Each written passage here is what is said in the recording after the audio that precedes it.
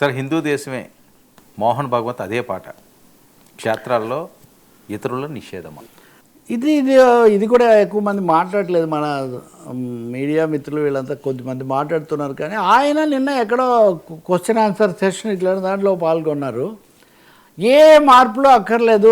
నిన్న కూడా మనం చర్చించాం రాజ్యాంగాన్ని నిన్న మాట్లాడుతున్నాడు ఆయన. ఏమని రాజ్యాంగాన్ని మార్చక్కర్లేదు, India is a Hindu country అని చెప్తున్నాడు. మరి నిజంగా అయితే ఆయన మీద ఇది పెట్టాలి, రాజ్యాంగ సూత్రాలకు విరుద్ధం. India is a Hindu country అని ఎలా చెప్తున్నారు అసలు ఆయన? ఈ భారత రాజ్యాంగం ప్రకారం కనీసం 13% మంది ఇతర మతస్థులు ఉన్న ఒక దేశం హిందూ దేశం ఎలా అయింది? ఒక తాజ్మహల్, ఒక చార్మినారు, ఒక కుతుబ్ మినారు, లేకపోతే ఒక అమృత్సర్ అదేది స్వర్ణ దేవాలయము, ఒక బుద్ధగయ, ఒక జైన తీర్థంకర్ల యొక్క పెద్ద పెద్ద మహాబాహుబలి కర్ణాటక గోమఠేశ్వరుడు, ఇవన్నీ ఉన్నటువంటి దేశం హిందూ దేశం అని ఎలా చెప్తున్నారని ఎందుకు చెప్తున్నారు అసలు?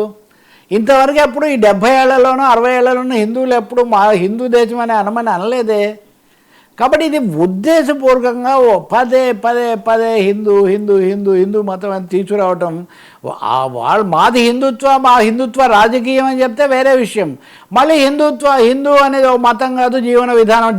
జీవిస్తున్నారు కదండి. జీవిస్తున్నప్పుడు మతం కాదు అనుకుంటే ఆ మతం పేరుని ఎందుకు తీసుకొని రావాలి? నిజానికి హిందూ మతము సనాతన మతం ఒకటేనా ప్రశ్న. ఎక్కడన్నా భగవద్గీతలో కానీ, మహాభారతంలో కానీ, రామాయణంలో కానీ ఎక్కడన్నా హిందూ అనే పదం ఉంటే తీసుకొని చూపించమనండి. నేను సవాల్ చేస్తున్నా. ఏ భగవద్గీతలో కానీ, ఏ మహాభారతంలో కానీ, ఇతిహాసాలు పురాణాలు అనే వాటిలో ఎక్కడైనా హిందూ మతం అనే పేరు ఉందేమో ఒకసారి చూపించండి. దయానంద సరస్వతి, వివేకానందుడు వీళ్ళందరూ చేసినప్పుడు వాళ్ళు చెప్పిన దాంట్లో అందరూ కలిసి ఉండాలని ఎంత గట్టిగా చెప్పారు. సంస్కరించాలి, హిందూ మతాన్ని కూడా సంస్కరించాలి అని ఇటు బ్రహ్మ సమాజం దగ్గర నుంచి లేకపోతే ఆర్య సమాజం దగ్గర నుంచి మతం లోపల అంతర్గతంగా సంస్కరణలు వచ్చాయి, బయట నుంచి వచ్చాయి. ఇవన్నీ ఏమీ లేకుండా హిందూ హిందూ హిందూ అని అదే పనిగా చెప్పడం. రాజ్యాంగాన్ని మార్చక్కర్లేదు. అసలు రాజ్యాంగం మార్చడం మీ చేతిలో ఉందా? రాజ్యాంగం ఆమోదించిన రోజునే రాజ్యాంగాన్ని మార్చక్కర్లేదు కానీ మేము అనుకున్నట్టే చేస్తామంటే దీనికి ఏమన్నా ఇది అనవసరంగా ఈ మత కోణం పెంచే అంశం. నేను దీన్ని ఎందుకు ఇంతసేపు నొక్కి చెప్తున్నా అంటే దీనికి సెకండ్ డైమెన్షన్ ఉంది. కేదార్నాథ్ తర్వాత ఇంకోటి ఉంది కదా, 2 చార్ధామ్. అక్కడికి బద్రీనాథ్ కేదార్నాథ్లోకి అన్య మతస్థులను అనుమతించకూడదని అక్కడ తీర్మానం చేశారు. ఇది కూడా భారత రాజ్యాంగం ఒప్పుకోదు.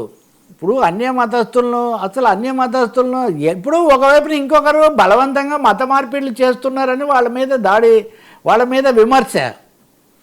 ఎవరైనా ఒక మతాన్ని నిజంగా పెంచదలుచుకుంటే కొత్త వాళ్ళని ఆకర్షించుకోవాలి, అంతే కదా. మత కోణం ఉన్నవాళ్ళు, లేని వాళ్ళ సంగతి వదిలేయండి. అవతల వాళ్ళేమో తీసుకున్నందుకు కోపము, ఇటువైపు రాకూడదు. ఇది ఎలా కుదురుతుంది? ఈరోజు ఇండియన్ ఎక్స్ప్రెస్ సంపాదకీయం దీని మీదనే.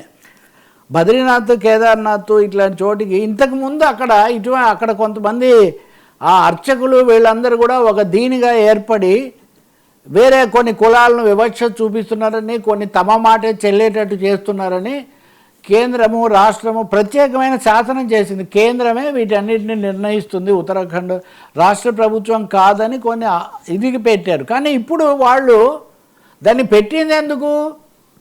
ఒక బాడీ ఏర్పాటు చేశారు, ఒక సంస్థను. ఎందుకు అంటే కేవలం స్థానికంగా ఉన్నటువంటి ఆ మఠాధిపతులో లేకపోతే పూజారి వర్గాలు ఇంకొంతమంది వాళ్ళు శాసనం చేస్తున్నారు, ఇది కుదరదు, అందరికీ తెరిచి ఉండాలి తలుపులు అని వాళ్ళు అప్పుడు తెచ్చారు. ఇప్పుడు ఆ కమిటీయే ఇతర మతాల వాళ్ళు రాకూడదని తీర్మానిస్తుంది. ఇతర మతాల వాళ్ళు వస్తే సంతకం పెట్టాలి. అదే కదా తిరుపతిలో వివాదం. డిక్లరేషన్ చేయాలి. నేను చాలా చోట్ల తిరిగాను. నేను ఈ ఉదాహరణకు నాకు బాగా గుర్తుంది, తిరువనంతపురం అనంత పద్మనాభ స్వామి ఆలయం దగ్గరికి వెళ్తే అక్కడ 2-3 విదేశీ పర్యాటకులు కూర్చొని చాలా బాధపడేవాళ్ళు. ఎంతో భారతదేశంలో ఇవన్నీ ఉన్నాయి శిల్పాలని, మేము వస్తే మమ్మల్ని ఇక్కడికి రానివ్వరు ఏంటండి, చాలా బాధగా ఉంది మాకు అని. మా దేశం గొప్పది, సగర్వంగా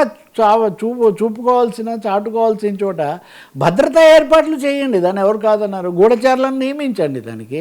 అంతేగాని రాకూడదు, ఏ మతం వాళ్ళు ఆ మతం దగ్గరికే వెళ్ళాలి, అట్లయితే వివేకానందుడు చికాగోలో సర్వమత సమ్మేళనంలో పాల్గొన్నారు కదా. సర్వమత సమ్మేళనంలో ఎందుకు పాల్గొన్నారు? కాబట్టి నేను ఈ మాట నేను కాదు, ఈరోజు ఇండియన్ ఎక్స్ప్రెస్ ప్రత్యేకించి సంపాదక ఏం రాస్తుంది, ఈ ఇన్క్లూజివ్ అప్రోచ్ ఉండాలి కానీ ఎక్స్క్లూజివిటీ అప్రోచ్ తీసుకుంటే ఇది ఎక్కడికి పోతుందని. ఈవెన్ నేను తిరుపతిలో కూడా ఇప్పుడు మనకు చిట్ నివేదిక వచ్చింది, అందులో అన్య మతస్థులు ఎంతమంది ఉన్నారండి?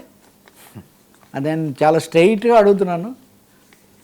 అన్య మతస్థులు ఈ అవినీతి చేసిన వాళ్ళల్లో లేకపోతే అటు ఇటు తప్పులు చేశారనే ఆరోపణలకు గురవుతున్న వాళ్ళలో అన్య మతస్థులు ఎందరు, స్వమతస్థులు ఎవరు? స్వధర్మే నిధనం శ్రేయ పరధర్మో భయావహ అని చెప్తూ ఉంటారు కదా. వీళ్ళందరూ స్వధర్మ ఇదే కదా వీళ్ళంతా. నిన్న కూడా మన పవర్ స్టార్ గారు ధర్మ పరిరక్షణ గురించి చెప్తున్నారు. కాబట్టి భారతదేశం తలుపులు తీసి ఉంచింది కాబట్టే ఈ దేశంలోకి అన్ని చోట్ల నుంచి జ్ఞానం ప్రవహించింది. అల్బెరూని అనేవాడు ఎక్కడి నుంచో వచ్చి రాస్తేనే భారతదేశ వైభవం మనం ఈ రోజున చెప్పుకుంటున్నాం. అతను ఎక్కడి నుంచి వచ్చాడు? పెర్షియా నుంచి వచ్చాడు. మార్కోపోలో ఇంకో చోటు నుంచి వచ్చాడు. హ్యూయన్సాంగ్ వాళ్ళు రాసినవే కదా మనం చెప్పుకుంటున్నాం. అంటే మనం వెనక్కి వెళ్తామా ముందుకు వెళ్తామా? ముందుకే వెళ్తాం మనం. కాబట్టి భారతదేశం ఎంత చెప్పినా ఒక హిందూ దేశం కాదు. భారతదేశం విభిన్న మతాలతో కూడినటువంటి ఇది పూల తోట లాంటిదని ఇక్బాల్ అన్నాడు. ఆ మాట అన్నది కూడా ఇక్బాల్, తోటలో చాలా ఉంటాయని. ఎందుకు అంటున్నారో పదే పదే ఈ మాట మటుకు ఇది సరికాదు సార్. కానీ ఈరోజు ఆయన నిన్న రిపబ్లిక్ డే రోజే ఇది చెప్పారు. కొంతమంది నిన్న చేసాం చర్చ, అన్ని వేల మంది చూసారంటే నాకు చాలా సంతోషంగా ఉంది. అసలు ఇలాంటి టాపిక్స్కు మీరు అనవసరంగా ఇది చేస్తున్నారంటే ఇది అవసరం కాబట్టే చేస్తున్నారు.